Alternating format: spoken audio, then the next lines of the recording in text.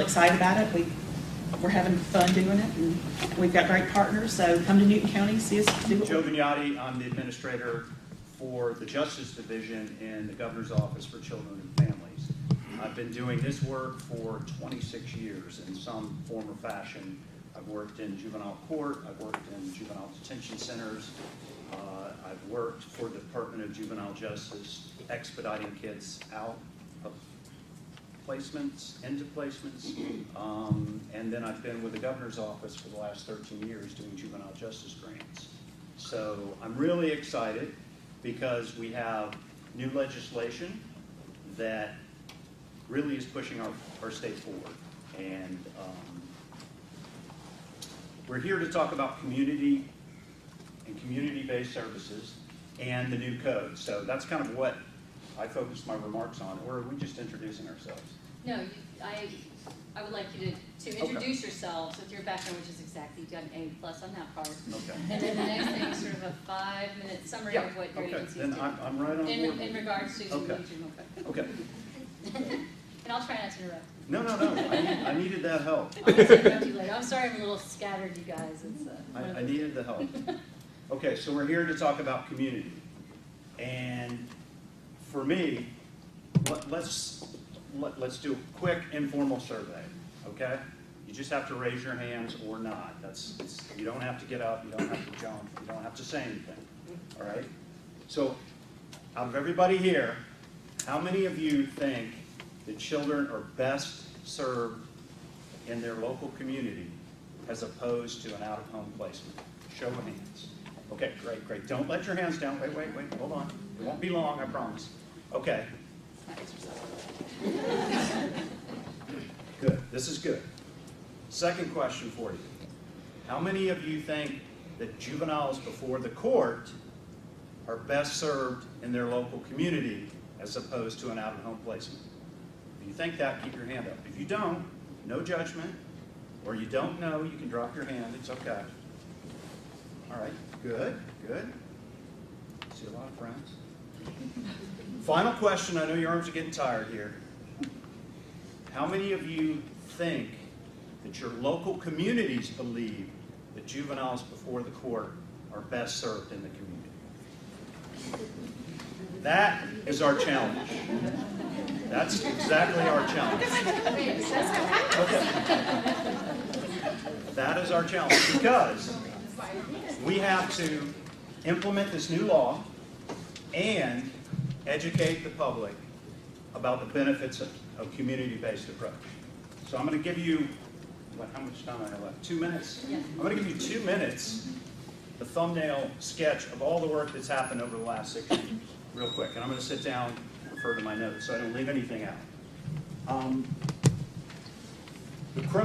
The Special Counsel on Criminal Justice Reform has been meeting the last 2 years, and they've made recommendations about both our adult system and our juvenile system to make improvements. And I urge you to go to the governor's website, it's gov.georgia.gov, and take a look at the Special Counsel's latest report in December of last year on the juvenile system. But I'm going to sum it up for you in one sentence. Georgia's juvenile system, high cost, low return. 65% of all kids that go to the YDC, the youth prison, recidivate within 3 years. Secure confinement costs the state $91,000 a year for one youth. We have thousands of kids each year that go to secure confinement. 39% of the youth in those secure facilities, 39% are low risk, meaning they're kids that probably would be better served in the community if we made that happen. So that kind of tells you where we are right now as a state and what led to 2 landmark legislative bills that were passed this past session. Very important. Number 1, you all heard about the Children's Code, HB 242, which has been passed, signed by Governor Deal, and it takes effect January 1 of 2014. A couple of highlights with that are prohibiting status offenders and certain misdemeanors from being committed to residential facilities. Establishing a voluntary fiscal incentive grant program that I'll talk about in a second, focusing our resources, our scarce resources, on proven programs that reduce recidivism and tracking whether or not our juvenile justice programs are actually effective. That's number one. And then the second piece of legislation, HB 349, which is just as important in my mind, it established for the next 5 years the Georgia Council for Criminal Justice Reform. And the council is, and this law takes effect July 1, is tasked for establishing performance measures to track the implementation of both adult and juvenile reform. And they also shall propose additional reforms to further the reduction of recidivism, lowering state expenses, and to make sure that we have an effective, efficient code that promotes public safety. So at the heart of both pieces of legislation is kind of a shift for our state. And it's a developmental approach to juvenile justice. And this developmental approach focuses on 3 things: holding youth accountable for their actions, preventing further offending, and treating youth fairly. So we kind of paradigm shift for our state, and now we support, through the code and through this reform effort, the positive development of youth, thereby protecting public safety.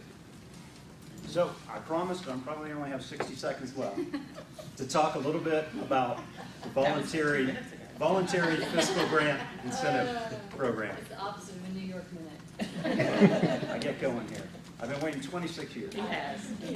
There's $6 million currently available for local counties, local juvenile courts, to implement these reforms. There are 2 state agencies that are involved with this. Governor's Office for Children and Families. We have $1 million in federal juvenile monies available for courts. And then the Criminal Justice Coordinating Council has $5 million in newly appropriated state funds. We have 2 RFPs because we can't commingle the funds due to the fund sources. But the RFPs are identical. So courts can apply, and actually the due date is tomorrow for the courts. They were released back in April. So many of you need to leave right now. They were released back in April, so we've had a good couple of months for folks. We've done a lot of support and outreach with courts, a lot of technical assistance across the state, and we're real excited to see these grants come in. Courts can apply for either or both opportunity, although we will only award one award for a county that's successful. The intent of, I'm getting there. I know what you're going to say. The intent is to provide funding for community-focused, evidence-based services to reduce the unnecessary out-of-home placement of youth that are better served in the community. So that's kind of where we are. You know as much as I do after 26 years. So thanks for your patience. I am so glad that Joe went before me because that makes my job so easy. I too, my name is Heather McDaniel. I am also with the Governor's Office for Children and Families, and I am Joe's counterpart for the Youth Development Division at GOCF. So he did a great job explaining what our agency has done with the new juvenile code and community-based services, but I'm excited to be here representing kind of a different portion, which would be more of the prevention portion. So working with after-school and youth development programs across the state for both just a preventative tool from youth becoming involved in the juvenile justice system, but then also with what Shauna mentioned earlier and Joe, a provision in the new code called CHINS, Children in Need of Services. So using after-school and youth development programs as an opportunity to serve youth in the community and prevent them from further time in the juvenile justice system. So mine's really quick because Joe did such a great overview of that, and I think I touched on what I was supposed to. So I'll hand it over. Good afternoon. My name is Diana Aspinwall. I'm with the Department of Juvenile Justice. A little bit about my background. I've grown up in this agency, so I have 24 years in serving kids in some capacity, either in an independent juvenile court or through the juvenile justice system through the state. A little bit about what we're currently working on right now, and as Joe mentioned, earlier, with 242, there's a couple of assessments now that are rolling out. And so we are very busy, hands on the ground, getting those implemented. Just to kind of recap what those are, so you all are all familiar. We have something called the predisposition risk assessment that will be rolling out, and I'm going to tell you all a little bit about each one of these. We have a new needs assessment, our detention assessment, and a structured decision-making tool. And the new thing about this legislation is it also requires that these instruments are validated at least every 5 years, and that's been the kind of the Achilles heel for us, is that we've rolled out some instruments, but we haven't done a good job of following up and validating on our population.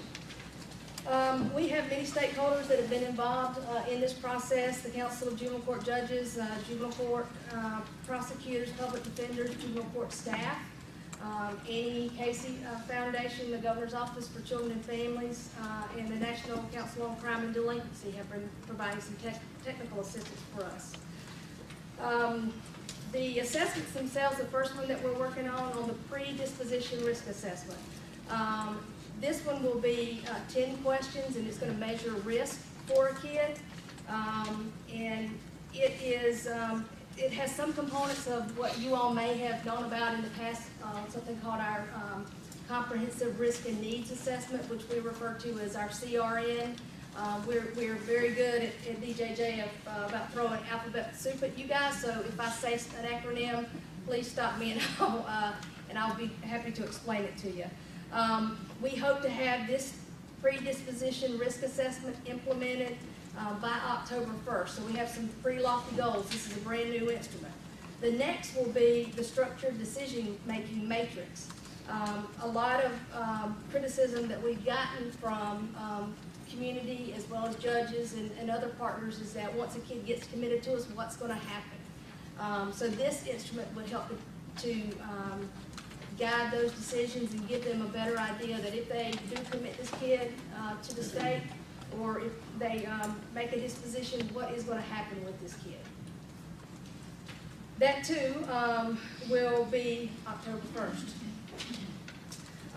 We have the detention assessment instrument, which you guys have probably heard a lot about. It's been around for a number of years. It's about a 10-year-old instrument, so it needs to be tweaked and revamped and validated. So we're hoping to get started on that pretty soon.